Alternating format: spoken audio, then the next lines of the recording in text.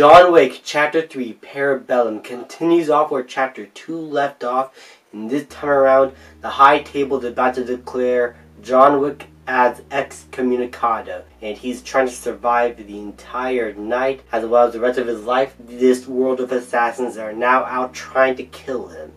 What I really loved about this film is that it kind of went back to a very simple premise. The last film was a little bit more complicated. It focused along the world building, still well handled, but I really did miss the simplicity of this franchise, and Parabellum just did that once again for me.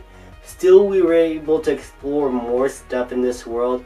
We were able to learn more about the High Table, who's in it, and what their deal is, and what they want from John Wick, and the Continental. All that stuff is very much icing on the cake of what is essentially is another great action film in the John Wick franchise, and another great action film of the 2010s. This franchise has been so consistently spectacular, and each action set piece that these films showcase just get better and better. There's an action set piece here that involves Halle Berry and John Wick and a bunch of dogs, and it is by far one of the best action set pieces I have seen in a film. It is so well shot, well filmed and everything, but the music, the adrenaline that gets you pumping throughout, the hand-to-hand combat with Halle Berry and John Wick. I saw like a video of the two training for the film in this scene, and it is all worth it. These two characters and these actors give it their all and are very much convincing, especially Halle Berry.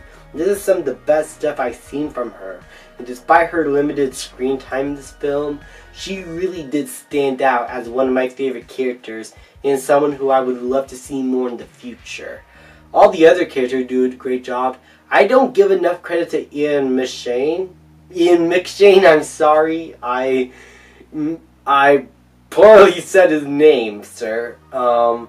He is really great here, and he's great in the other films. But here, he has a bit more character.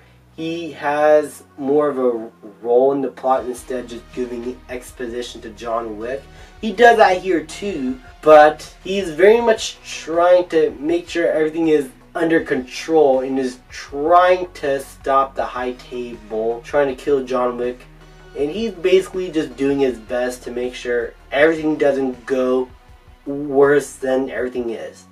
So yeah, I love his role better here. This is probably one of my favorite roles from Ian McShane, just overall. I don't know what I could say about this film that I haven't said before with the other films. It is well directed, well shot, the action is spectacular. I guess I can talk about the cinematography because here, this stood out to me more. This is a beautiful looking movie. The action, the color, it is what I want from an action movie. A lot of times in the 2010s, they look dull, gray, drab. I want some color in these movies, and the John Wick movies give me that.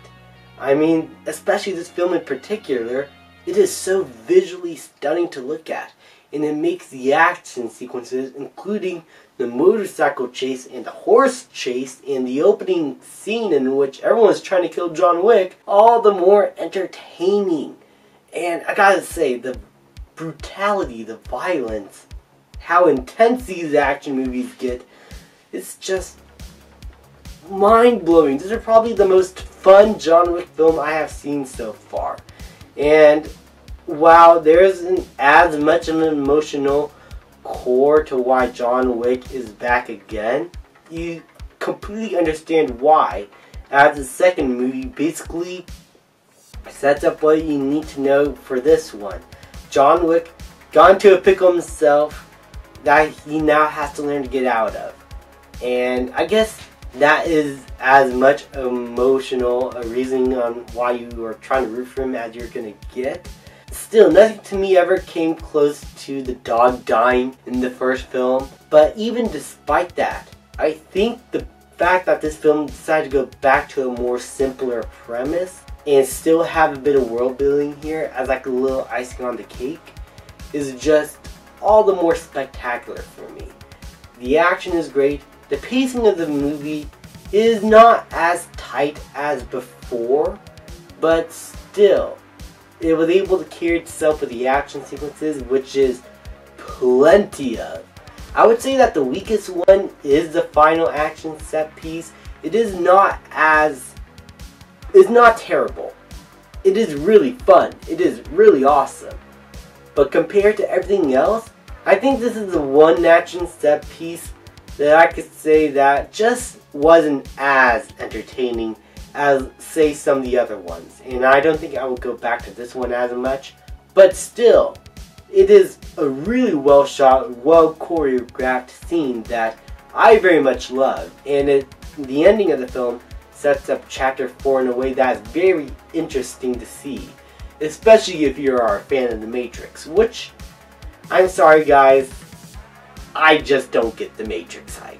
That's another video for another time. I'm just not a big fan of it. But overall, John Wick Chapter 3 is another great entry into the franchise. I really like it more than the second movie. It's kind of on par with the first movie now. I thought that this movie was like better, but now to me, the first movie and this are like on par with one another. And I kind of struggle to know which one I like more. Maybe Chapter 4 would change things up, but we'll see until that movie comes out. I'm going to give John Wick Chapter 3 Parabellum an A.